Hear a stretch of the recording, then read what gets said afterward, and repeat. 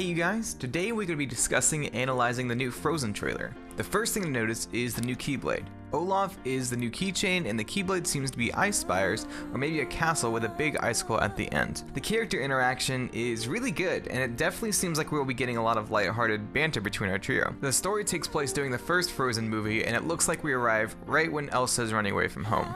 One weird thing I noticed is that magic is not available when this ice monster is shown. This also happens while Sora is in Blizzard Blades, which we will get to in a second.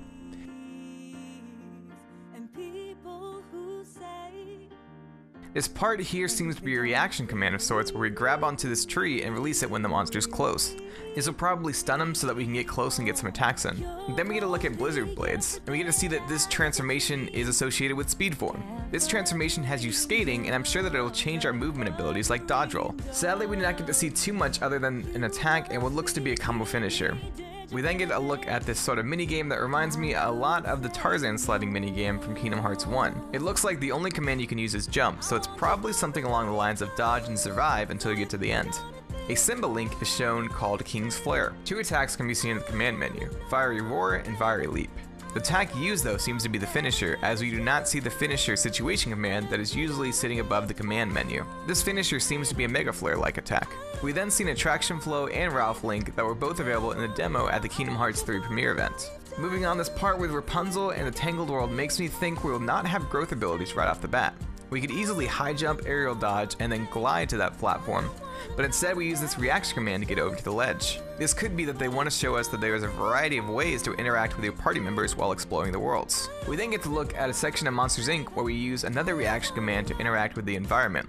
There's some kind of countdown as we try to take out this obstacle in front of us. The command menu also changes to slide shot. This next shot shows that Donald's jacket is white for some reason, and the next shot it's back to blue, so I'm not sure if this is just a visual glitch or possibly a kind of buff. During these attacks, we see that Sora has access to multiple attraction flows. The shot lock used is shown to take focus, which I'm not sure if we have seen happen yet in previous trailers. This kind of shows how much focus we'll be using when using these shot locks. We finally are shown some gummy ship action as well, which is awesome. Nomura made a comment about how we would have 360-degree movement, but this seems to be like the previous gummy ship missions. So maybe exploration is 360-degree movement, and missions and battles will have movement more like the original gummy missions. Also here, your tiny gummy ships transform, I think, into larger versions, probably to do a bigger attack. Not exactly sure because we don't really have a HUD here. I think this part right here is one of the first scenes we will see when we first land in the world of Hercules. We also still have Sora in his Kingdom Hearts 2 clothes. I'm still interested in how Sora will learn second form.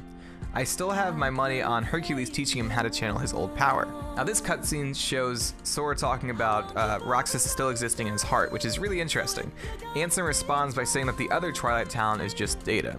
This may hint to the fact that they will use the Data Roxas from Data Twilight Town to house the real heart of Roxas.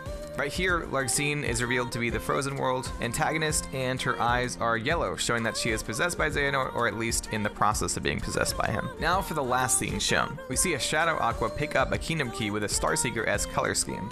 The interesting thing to note is that the keychain is the same as a keychain for Kingdom Key D. This scene leaves me so many questions. Why is there another Kingdom Key?